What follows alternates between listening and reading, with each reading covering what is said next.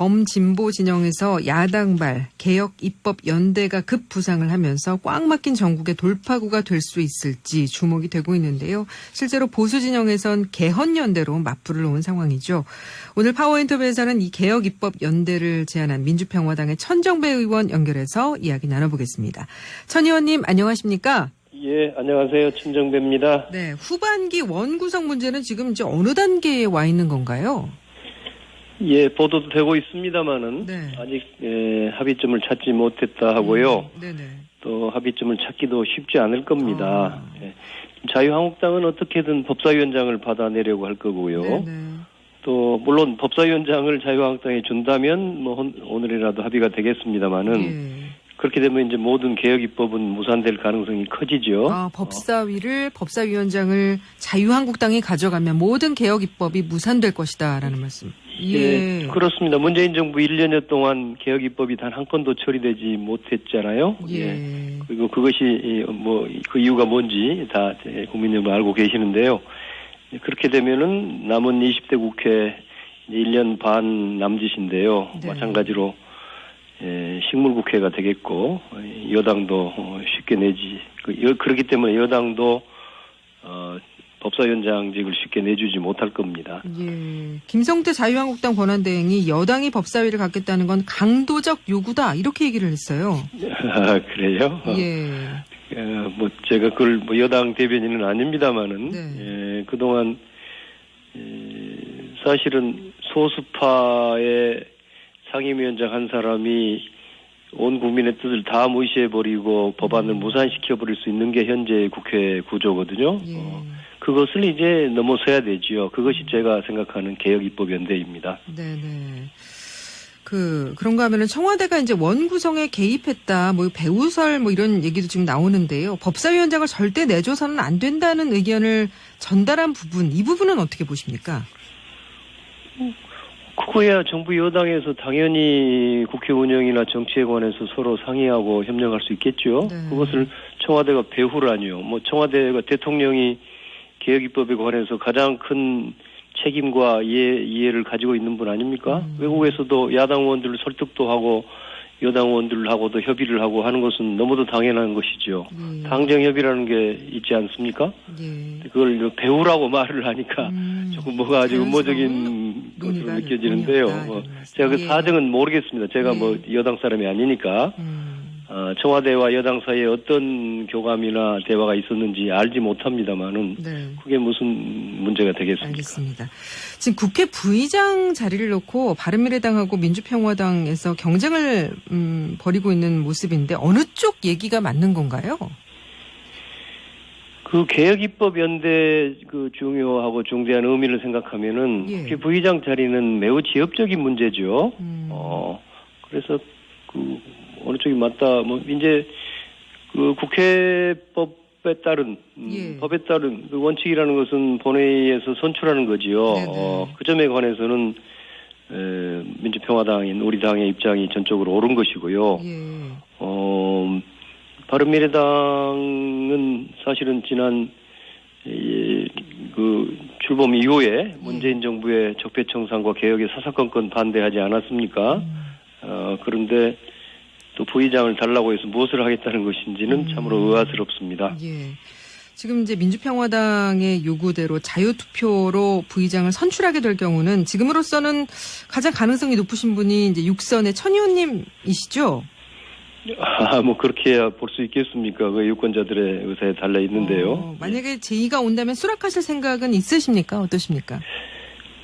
저는 지금 개혁입법 연대를 성사시켜서 개혁입법을 완성하는 것이 가장 중요한 관심사입니다. 사실은 이제 부의장이라는 것은 그에 비하면 굉장히 지엽적인 것인데요. 그러나 당에서 의원들의 총회에 의해서 종론에 따라서 요청이 들어온다면 진지하게 생각해 보겠습니다. 지금 그러면 천 의원님 생각에 이렇게 팽팽하게 줄다리기를 계속하고 있는 원구성 벌써 42일째 국회가 원구성을 못하는 상황인데요. 이 문제 그러면 어떻게 풀어가야 된다고 보세요? 이제 자꾸 말씀드리지만 제가 일관되게 개혁입법연대를 구성해야 한다 이렇게 말씀드리고 있죠.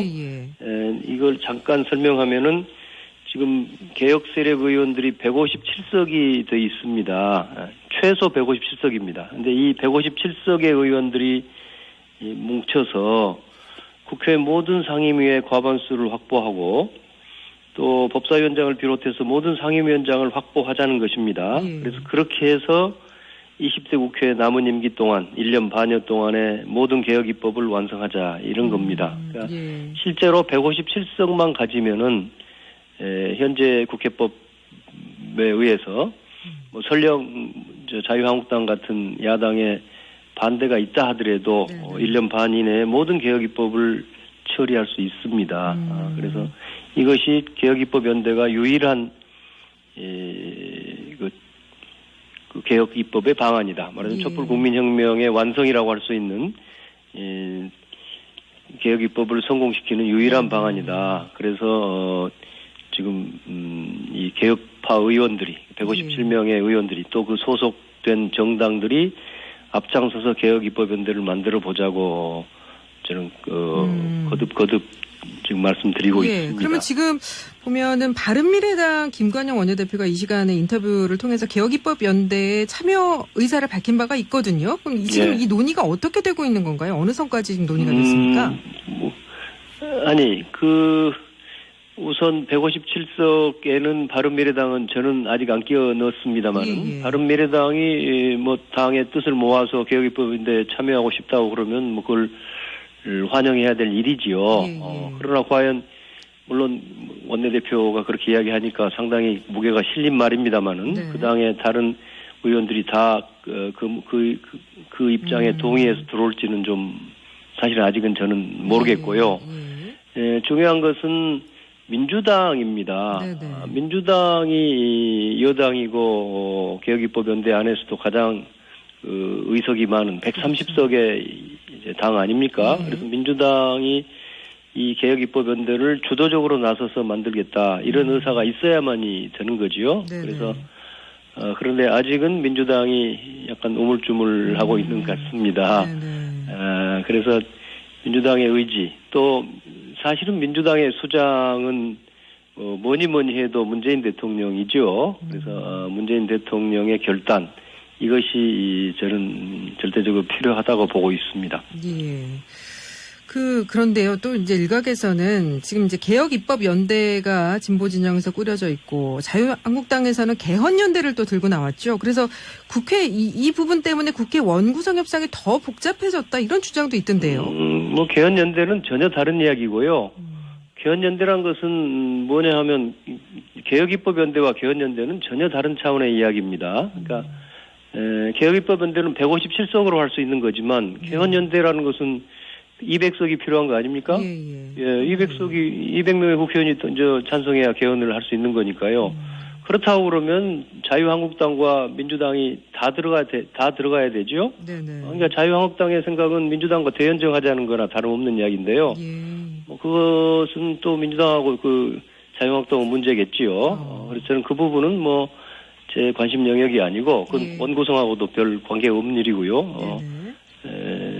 사실은 개혁입법연대를 통해서 확실하게 개혁 진영이 뭉쳐야 한다. 뭐 저는 생각합니다. 그럼 개혁입법연대가 꾸려지면 가장 먼저 처리해야 될 개혁입법 어떤 부분이라고 보십니까? 우선 하나는 정치개혁의 제 첫 번째 법안은 선거법입니다. 민심 그대로 선거제도. 국민들의 민심을 정확하게 반영할 수 있는 국회 의석 구조가 돼야 되죠. 이번 지방선거에서도 예를 들어서 민주당이 서울이나 경기도에서 50% 정도의 득표를 했는데 의석은 뭐 90%쯤 차지했지 않습니까? 이런 식으로 큰 당일수록 오히려 국민의 뜻을 훨씬 넘어서서 의석을 가지게 되는 이런 비민주적인 구조부터 바꿔야 정치가 정확하게 민의를 반영하게 되고 또 그것을 통해서 정치도 발전되고 우리 사회의 모든 분야의 개혁이 가능하다고 봅니다. 그래서 민심 그대로 선거제도로 선거법을 고쳐야 한다. 이것이 저는 첫 번째라고 봅니다. 자, 이 얘기도 좀 해보죠. 우리 군의 정보수사기관이죠. 국군 기무사령부 기무사. 박근혜 전 대통령 탄핵 심판 당시에 촛불 시위대 진압을 위한 계엄령 선포와 위주령 발령을 검토했다는 건데요. 천 의원께서는 이거 어떻게 보셨어요?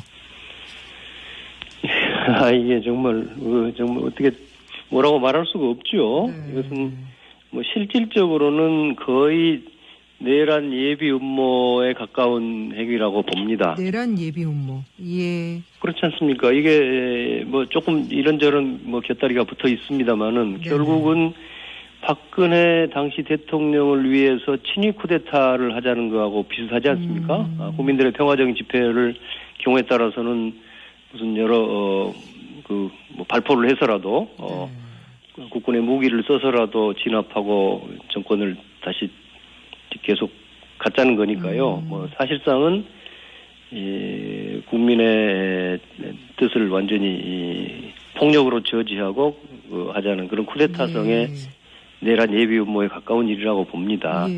어떻게 군의 보안 정보기관이라고 하는 기관이 실제로는 이렇게 정권 안보를 위해서 국가의 헌정 질서조차도 아랑곳하지 않는 마구잡이 공작을 하려고 하는 것인지 참으로 어처구니가 없고 이번 기회에 확실하게 이런 일들이 기무사가 확실하게 변하도록 해야 되겠죠. 네네. 근데 당시 이제 집권 여당이었던 자유한국당은 탄핵 기각에 대비한 것이었다. 그러니까 촛불 시위대가 청와대 습격이라든지 무력 시위를 벌여서 치안이 극도로 무질서해질 경우를 대비해서 군이 그렇습니다. 그러니까 그런 그런 조건 같은 게 붙어 있으니 표면상으로는 그렇게 보이지요. 그러나 실질적인 이유가 뭐겠습니까? 그리고 정보기관이면 정보를 수집할 수 있는 것이지 국가 전체 운영에 관해서 나설 수 있는 그 힘이 권한이 있는 게 아니란 말이에요. 그렇죠. 그것은 정권 친위 안보 기구로서 기능하는 거니까 그 사람들한테 맡겨져 있는 군 내에 정보를 수집하고 그걸 분석하라는 것이 이 기무사의 해야 될 일 아닙니까? 그것을 훨씬 넘어서서 자기들이 나라 전체를 책임진 것처럼 나와서 하는 것 말입니다. 그것은 과거에 군사정권 시절에 쿠데타도 일삼았던 군들이 하던 짓을 그대로 한 것이지요. 그러면 만약에 그 촛불 시위가 한창이던 당시에 탄핵 심판이 인용이 됐기 때문에 계엄 발동이 안 된 거지 기각됐다면 계엄 발동까지도 실제로 이루어졌을 거라고 보시는 거네요. 뭐 너무도 이제 별로 상상할 수 없었던 상황이니까요. 뭐 탄핵이야 뭐 분명하게 결과도 그랬지만 탄핵이 만장일치로 탄핵이 됐지 않습니까? 그러니까 저는 누구나 다 국민들이 되리라고 봤는데 아마 이 기무사 같은 데는 그 당시 박근혜 전 대통령의 비위를 마치느라고 박근혜 대통령이 아마 탄핵 기각될 것이라고 믿고 있었을지도 모르죠.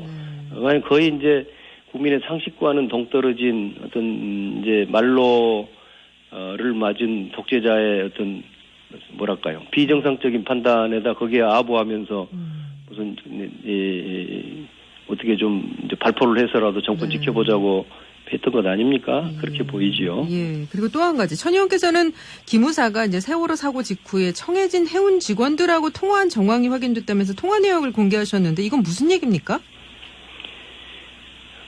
그러게요. 세월호와 당일 10시 42분에 통화를 한 것으로 자료에 나와 있어요. 왜 통화를 했을까요? 그 부분 명백히 밝혀져야 되겠죠. 저도 그 부분에 대해서 큰 의문을 가지고 있는데요. 그 일은 잘 모르겠고요.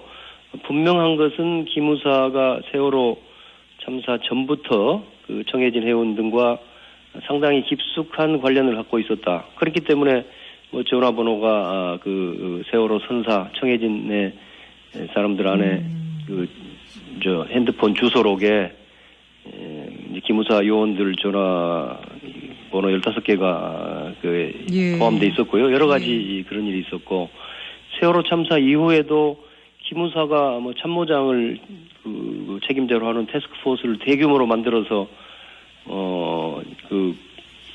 대응을 했고.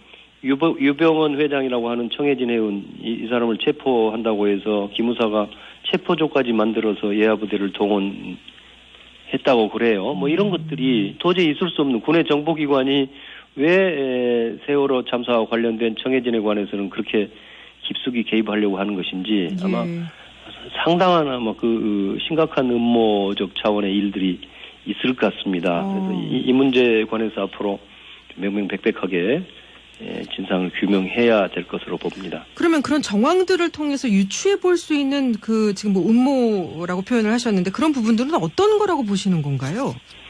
유병헌 회장이라는 사람이 이제 뭐 그 사람 세상을 떴고 다 예. 그렇습니다만은 그 국정원에 관련돼서도 뭐 심지어는 국정원이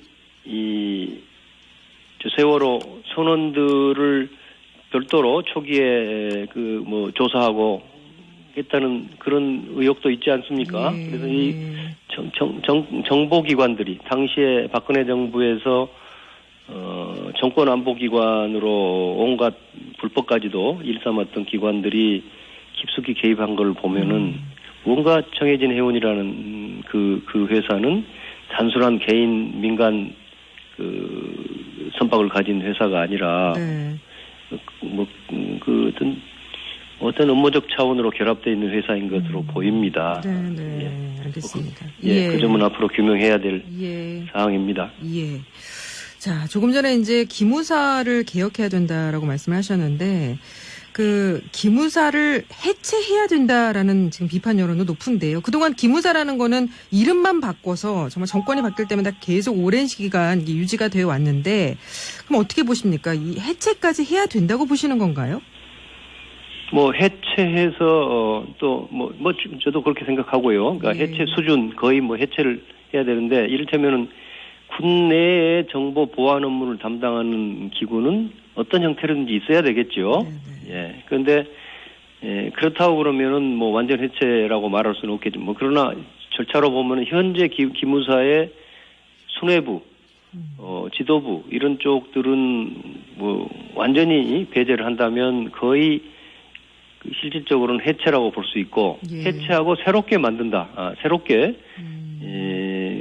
군내의 정보와 보안 업무만 담당하는 기관으로 아주 슬림화해서 말하자면 인원도 작고 권한도 그 이상의 권한을 절대 못 가지도록 확실하게 제한하고 통제를 하고 또 기무사 요원이 월권을 하게 되는 경우에는 엄중하게 형사처벌할 수 있도록 법도 보완하고 이런 일들을 통해서 사실상의 해체에 가까운 그런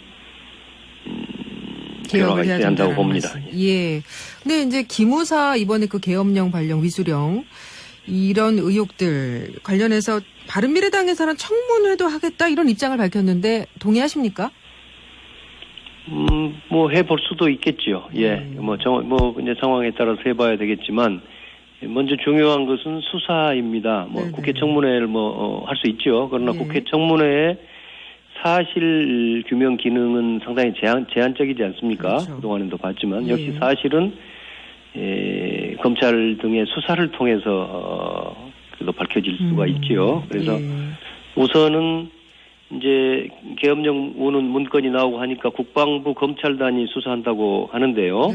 근데 이제 군 검찰의 수사 능력이나 또 국민 신뢰 면에서 군 검찰이 제대로 할 것인가에 대해서 좀 의문이 있지요. 그래서 또 군 검찰은 사실은 독립성이 부족합니다. 지금 일반 검찰도 뭐 자꾸 독립이 안 됐다고 하는데 군 검찰은 제도적으로도 군 지휘관에 예속돼 있거든요. 그래서 이런 점들을 생각해 보면은 국정원의 여러 세월호 참사 개입 문제까지 포함해서 국정원과 기무사를 함께 수사하면서 검찰과 군 검찰이 합동 수사를 해보는 것 이것이 가장 현실적이고 확실한 방법이라고 생각합니다. 예, 알겠습니다. 여기까지 말씀 듣겠습니다. 고맙습니다. 감사합니다. 네, 지금까지 천정배 민주평화당 의원이었습니다.